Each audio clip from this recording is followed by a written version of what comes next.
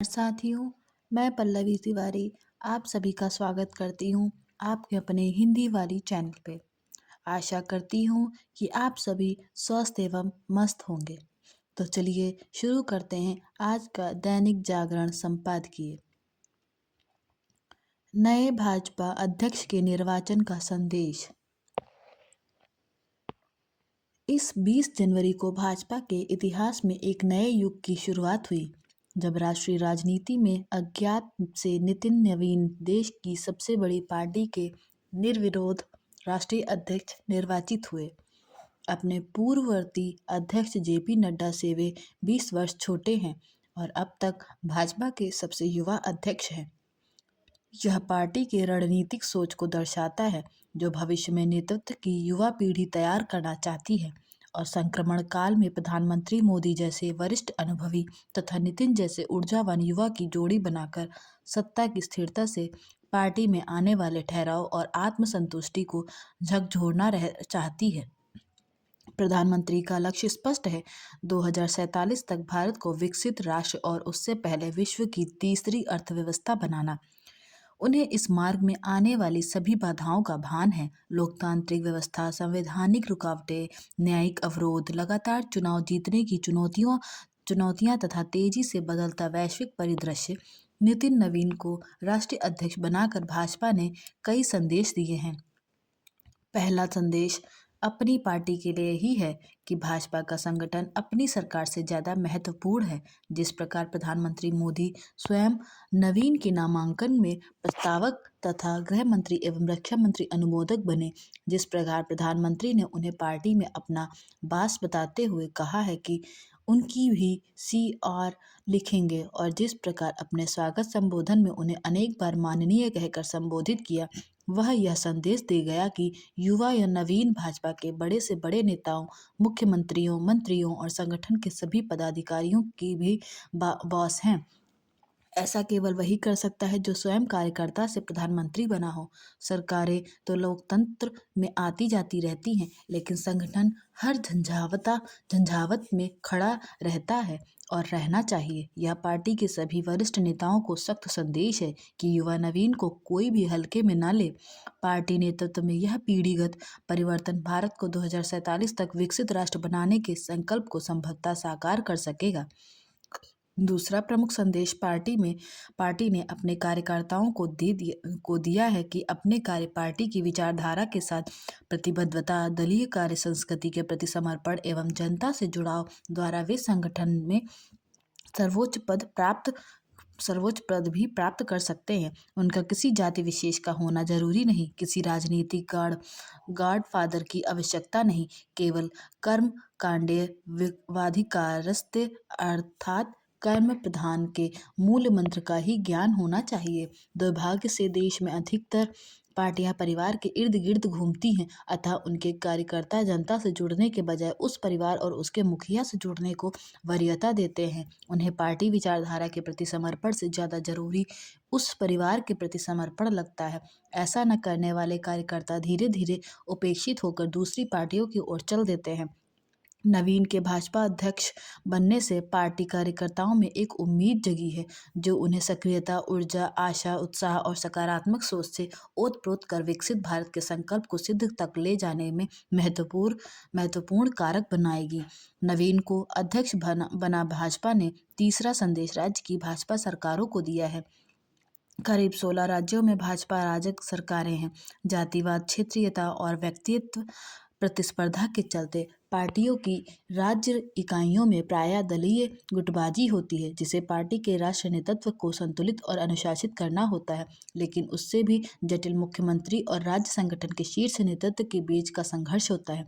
मुख्यमंत्री अपने को बॉस मानता है और प्रदेश अध्यक्ष एक आभूषणीय पद होकर रह जाता है, जो संगठन और सरकार में टकराव को जन्म देता है, जिससे चुनावों में पार्टी की विजय की संभावनाएं क्षीण हो जाती हैं। प्रधानमंत्री ने नवीन को अपने बॉस और माननीय के रूप में भी संबोधित कर भाजपा शासित राज्यों को मुख्यमंत्रियों को संदेश दिया कि मुख्यमंत्री और प्रदेश अध्यक्ष के बीच कैसे समीकरण होने चाहिए। मुख्यमंत्रियों को इशारों में सलाह भी दी कि प्रदेश सरकार बनने के पीछे पार्टी संगठन की ताकत और मेहनत होती है। पार्टी प्रदेश अध्यक्ष को नीति निर्णयन में सहभागिता और वांछित श्रेय लेना मिलना चाहिए। प्रायः भाजपा के मुख्यमंत्री प्रशासकीय अमले को ही नीति निर्माण और निर्णयन का एकमात्र अभिकरण मानते हैं, जबकि उन्हें लागू कराने में वे संगठन का सक्रिय सहयोग चाहते हैं। समस्या यहीं से शुरू होती है और संगठन कार्यकर्ता अपनी ही सरकार में हाशिए पर चले जाते हैं। जो समीकरण प्रधानमंत्री और नवनिर्वाचित राष्ट्रीय अध्यक्ष के बीच मोदी ने उनके कार्यभार ग्रहण करने के अवसर पर प्रदर्शित किया, उसी की अपेक्षा पार्टी राज्य स्तर पर भी करेगी। यही सरकार और संगठन दोनों के लिए श्रेयस्कर होगा।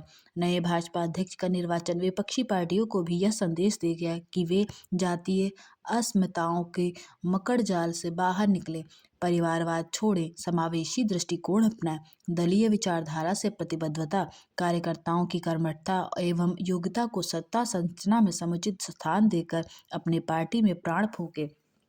आज जब दलीय नेतृत्व का चयन करने में परिवार या जाति को तरजीह दी जाती है, तब भाजपा ने देश की 140 करोड़ आबादी में मात्र 0.7% वाले कायस्थ समाज में पार्टी अध्यक्ष का चयन कर साफ संदेश दिया है कि जातिवादी राजनीति का युग खत्म होने को है और विकसित भारत के स्वप्न को साकार करने हेतु अब योग्यता आधारित वर्ग राजनीति की बारी है। लेकिन पता नहीं इन संकेतों को विपक्षी दल पकड़ पाएगी भी या नहीं।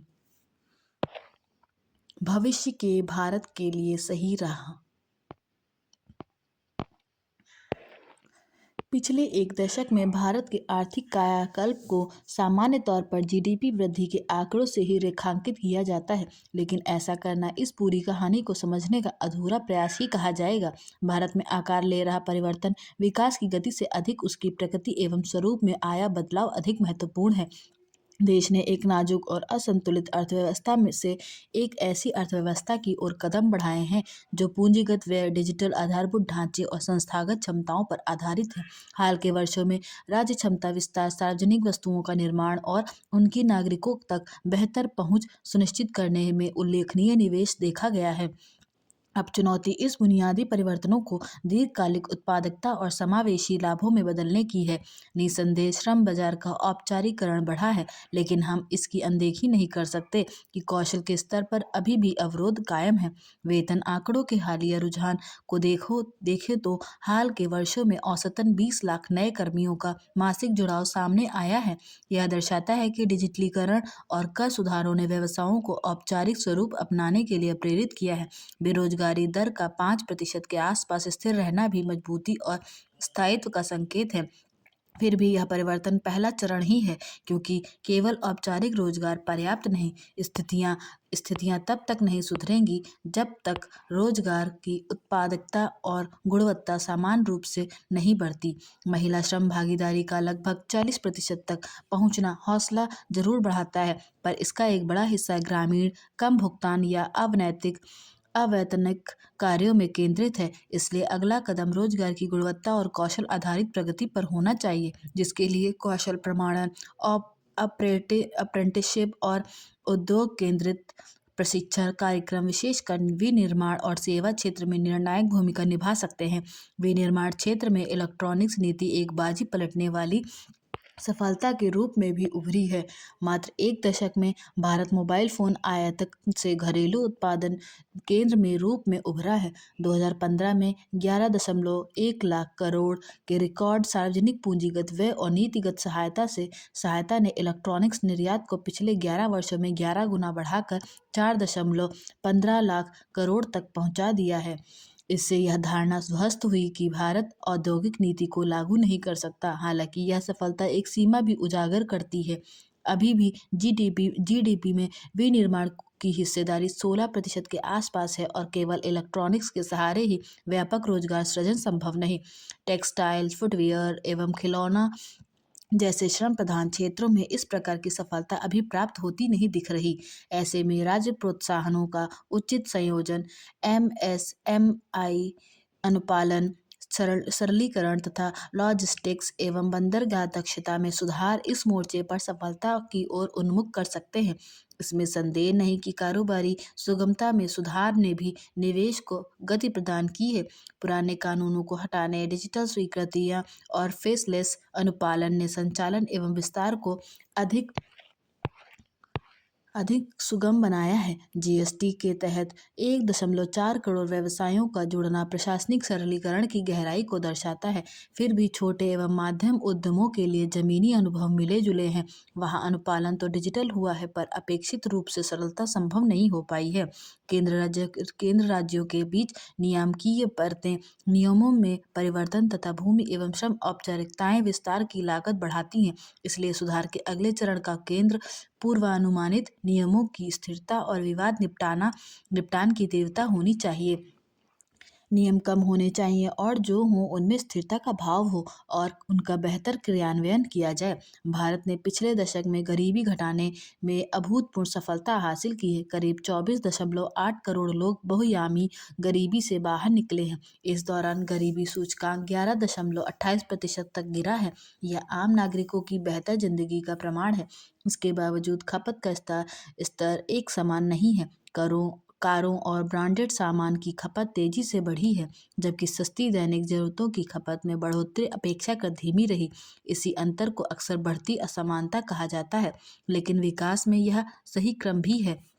इस लिहाज से अब अगली चुनौती आय में स्थिरता नहीं बल्कि आय की गतिशीलता से संबंधित है। कल्याणकारी योजनाओं को कौशल प्रशिक्षण, छोटे ऋण, स्थानीय मैन्युफैक्चरिंग क्लस्टर और शहरों के रोजगार कॉरिडोर जैसे से जोड़कर लॉन्च पैड बनाया जा सकता है। बीते एक दशक में भारत ने डिजिटल और भौतिक बुनियादी ढांचे, राजकोषीय क्षमता और संस्थागत निर्माण को मजबूती प्रदान की है। इसका अर्थ है कि सुधारों की गति और दायरा बढ़ा है। अब आने वाला दशक बड़ी घोषणाओं से नहीं बल्कि पूर्व की योजनाओं के कुशल निष्पादन से परिभाषित होगा। यह निष्पादन केवल केंद्र सरकार के स्तर पर ही नहीं बल्कि राज्यों, नगर निकायों, निजी उद्यमों और संस्थानों की सामूहिक क्षमता पर निर्भर करेगा। डार्क जीनोम को समझने की कवायद। गूगल की डीप माइंड टीम ने अल्फा जीनोम नामक एक नए एआई मॉडल को विकसित किया है। प्रतिष्ठित साइंस जर्नल नेचर में प्रकाशित हालिया अध्ययन के मुताबिक यह मॉडल डीएनए के उस विशाल हिस्से को समझने में हमारी सहायता कर सकता है जिसे डार्क जीनोम कहा जाता है। आमतौर पर डीएनए को जीवन के ब्लूप्रिंट के रूप में जाना जाता है, लेकिन वैज्ञानिकों को अब तक इस ब्लूप्रिंट के महज एक छोटे से ही हिस्से को पढ़ने में कामयाबी मिली है। जीनोम का लगभग 2% हिस्सा ही ऐसा है जो सीधे प्रोटीन बनाता है। शेष 98% डीएनए जिसे कभी जंक डीएनए कहकर नज़रअंदाज कर दिया गया था, उसके बारे में अब यह स्पष्ट हो चुका है कि वही जीनों के व्यवहार को नियंत्रित करने वाला तंत्र है। यही डार्क जीनोम यह निर्धारित करता है कि कौन सा जीन कब सक्रिय होगा, किस कोशिका में शांत रहेगा और किन परिस्थितियों में अपनी भूमिका बदलेगा। समस्या यह रही है कि इस डार्क जीनोम की भाषा को समझने के हमारे पारंपरिक उपकरण अपर्याप्त थे।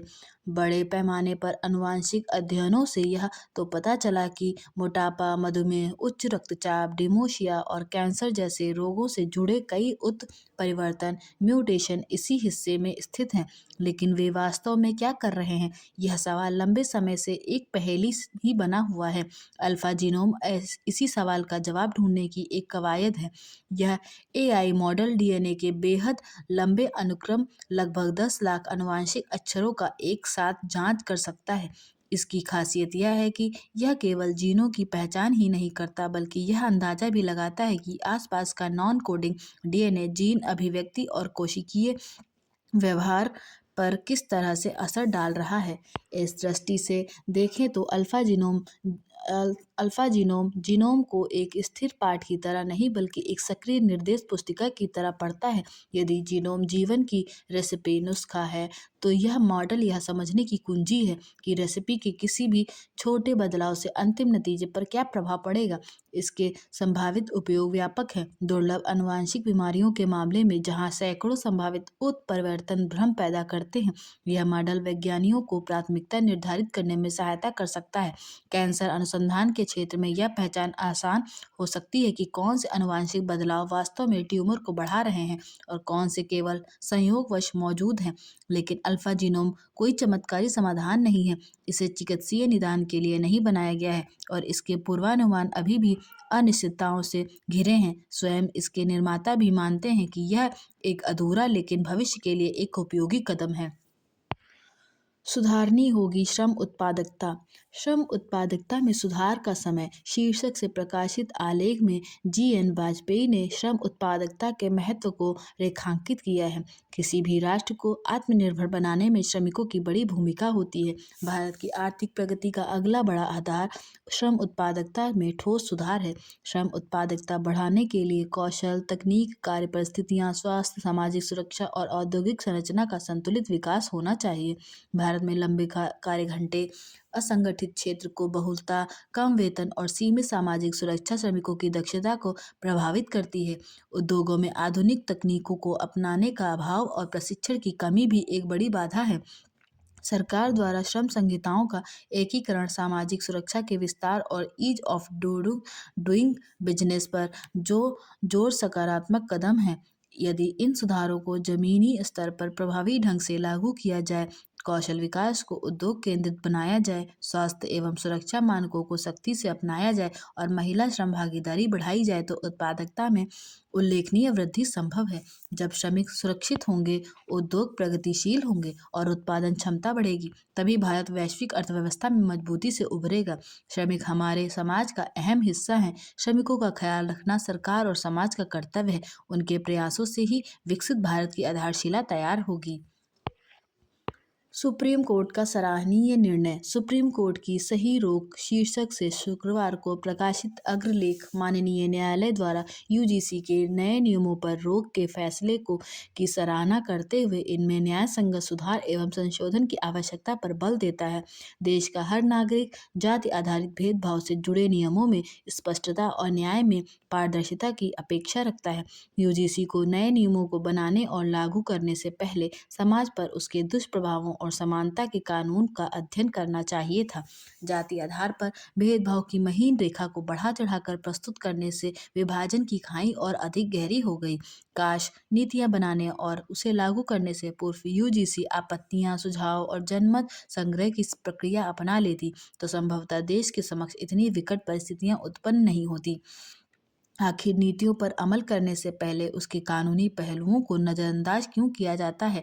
बड़े बड़े जिम्मेदार पदों पर बैठे लोग आखिर अपनी भूमिका के साथ न्याय क्यों नहीं कर पा रहे हैं? भावना के अतिरेक में बहकर कर्तव्य की उपेक्षा क्यों कर रहे हैं? वोट बैंक की राजनीति के चक्कर में जाति में बटे लोगों को इंसान क्यों नहीं समझते? किसी एक के अधिकारों की सुरक्षा सुनिश्चित करने की कोशिश में किसी दूसरे के अधिकारों का हनन और अतिक्रमण क्यों कर रहे हैं? उम्मीद है कि यूजीसी नए नियमों में संशोधन करते वक्त कानून समस्त हर पहलू को ध्यान में रखेगी। ऐसा करके ही वह भविष्य में विवादों की संभावना को समाप्त कर सकेगी। इंटरनेट मीडिया के दुष्प्रभाव। पिछले कई दिनों से यह बात सुनने में आ रही है कि बच्चों के हित के लिए इंटरनेट मीडिया पर प्रतिबंध लगना आवश्यक है, जो 100% प्रासंगिक है। किंतु अब इसे मूर्त रूप देने का समय आ गया है, क्योंकि इंटरनेट मीडिया ने बच्चों को इस प्रकार वशीभूत कर रखा है कि वे दैनिक जीवन यापन भी संतुलित तरीके से नहीं कर पा रहे हैं, स्वास्थ्य के प्रति बिल्कुल लापरवाह हो चुके हैं, इंटरनेट मीडिया के तिकड़मी जाल में उलझे रहते हैं, यहाँ तक कि खेल कूद से भी उन्हें विरक्त होती जा रही है। अभिभावकों की सलाह भी इंटरनेट के मोहपाश से छुटकारा नहीं दिला पा रही। अस्तु इंटरनेट मीडिया का समय बच्चों के लिए निर्धारित हो ताकि वे स्वस्थ जीवन यापन कर सकें।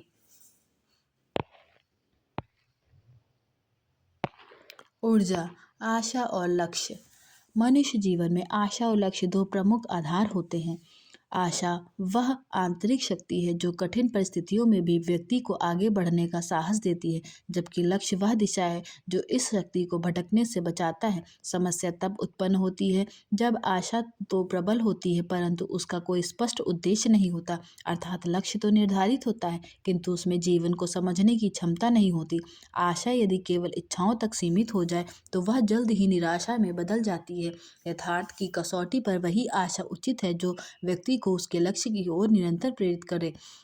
ऐसी आशा व्यक्ति को आलस्य, भय और असमंजस से बाहर निकालती है। वह हर असफलता को अंत नहीं बल्कि सीख मानने की दृष्टि देती है।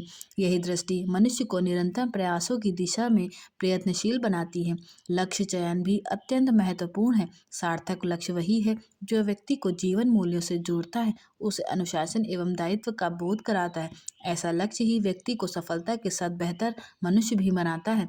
लक्ष्य यदि जीवन जीने की कला न सिखाए तो उसके प्रति उसकी उसकी प्राप्ति भी रिक्तता छोड़ जाती है। जीवन में आशा और लक्ष्य का संतुलन आवश्यक है। स्पष्ट लक्ष्य के बिना आशा दिशाहीन होती है।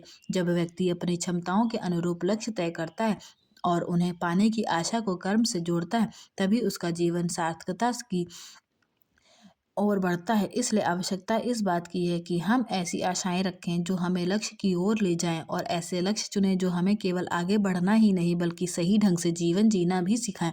यही संतुलन जीवन को स्थायित्व और सार्थकता प्रदान करता है। शहरों की सुधिलें।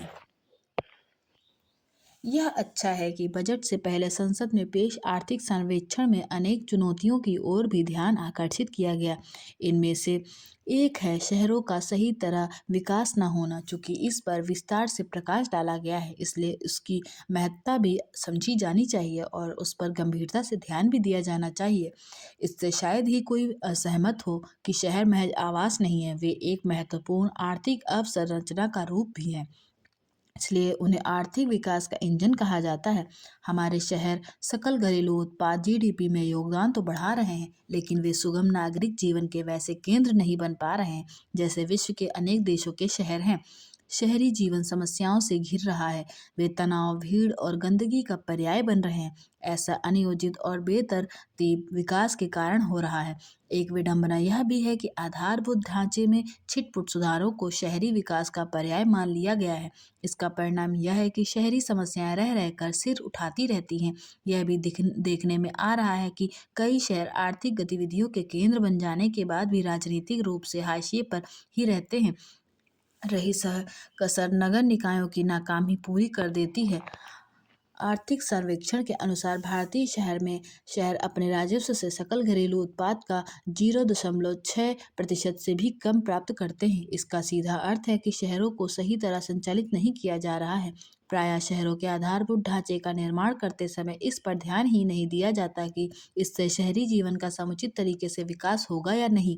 शहरों में आर्थिक व्यापारिक गतिविधियों के केंद्र तो बना दिए जाते हैं, लेकिन इस पर कठिनाई से ही ध्यान दिया जाता है कि कामगार कहाँ रहेंगे या फिर उनका आवागमन कैसे होगा। जब शहर ट्रैफिक जाम, अतिक्रमण, प्रदूषण आदि समस्याओं से घिरते हैं तो उनकी उत्पादकता प्रभावित होने के साथ ही उनमें निवेश की संभावना भी कम होती है। अब जब यह स्पष्ट है कि शहरों में आबादी का दबाव बढ़ते ही जाना है तो तब फिर उनके संतुलित एवं टिकाऊ विकास को सर्वोच्च प्राथमिकता दी जानी चाहिए। अभी ऐसा नहीं हो रहा है, इसलिए शहरों में झुग्गी बस्तियां बढ़ती जा रही हैं और आवासीय क्षेत्र व्यावसायिक बनते जा रहे हैं। यह आवश्यक ही नहीं अनिवार्य है कि आर्थिक सर्वेक्षण में 10 लाख से अधिक आबादी वाले शहरों के लिए जो योजनाएं शुरू करने की जरूरत जताई गई है उनकी पूर्ति करने के लिए राज्य सरकारें आगे आएं। वे यह समझें कि अपने शहरों का सही तरह विकास करना उनका ही काम है और यह इसलिए किया जाना चाहिए क्योंकि इससे ही समृद्धि आएगी। समावेशी निर्णय। शिक्षकों के साथ ही मिड डे मील पकाने वाले रसोइयों को कैशलेस इलाज की सुविधा देकर उत्तर प्रदेश सरकार ने इस वर्ग की स्वास्थ्य जनित चिंता को दूर करने का प्रयास किया है। इस निर्णय का उद्देश्य ही यही है कि इन्हें बेहतर चिकित्सा मिले और उसके खर्च का बोझ इन पर न पड़े। अच्छी बात यह भी है कि केवल शिक्षक और रसोइयों को ही नहीं, उनके आश्रितों को भी कैशलेस इलाज की सुविधा मिलेगी और आयुष्मान भारत योजना की तर्ज पर उन्हें भी 5 लाख रुपए तक का इलाज निःशुल्क मिलेगा। शिक्षक भावी पीढ़ी के निर्माता आता है और रसोइयों के जिम्मे इसी पीढ़ी के पोषण का जिम्मा होता है। शिक्षा मित्रों को भी इस सुविधा का लाभ दिया जाने से अल्प वेतन भोगी ऐसे शिक्षकों को विशेष लाभ मिलेगा। शिक्षा मित्रों या रसोइयों की आय सीमित होती है और ऐसे में उनके समस्त आश्रितों को दे यह सुविधा उनकी जीवनगत चिंता को दूर करेगी। कैबिनेट के इस समावेशी निर्णय का लाभ यह भी होगा कि पैसे जुटाने की चिंता में अब इस वर्ग को लोगों के इलाज में देरी नहीं होगी। यह न केवल इनके जीवन स्तर को सुधारने में सहायक होगा बल्कि आर्थिक स्थिरता और आत्मसंतोष बढ़ाएगा। लाभार्थी समुदाय को चाहिए कि दोगुने उत्साह के साथ अपनी कार्य क्षमता बढ़ाएं और भावी पीढ़ी के होनहार बच्चों को गुणवत्ता युक्त शिक्षा का संकल्प पूरा करें। उम्मीद की जानी चाहिए कि उत्तर प्रदेश सरकार के इस निर्णय से संबंधी लाभार्थी वर्ग प्रसन्न होंगे एवं अपनी जिम्मेदारियों का निर्वहन अधिक तत्परता से करेंगे। आशा करती हूँ कि आपको यह वीडियो पसंद आई होगी। ऐसी वीडियोस को पढ़ने व सुनने के लिए हमारे चैनल को लाइक, शेयर एंड सब्सक्राइब जरूर करें। धन्यवाद।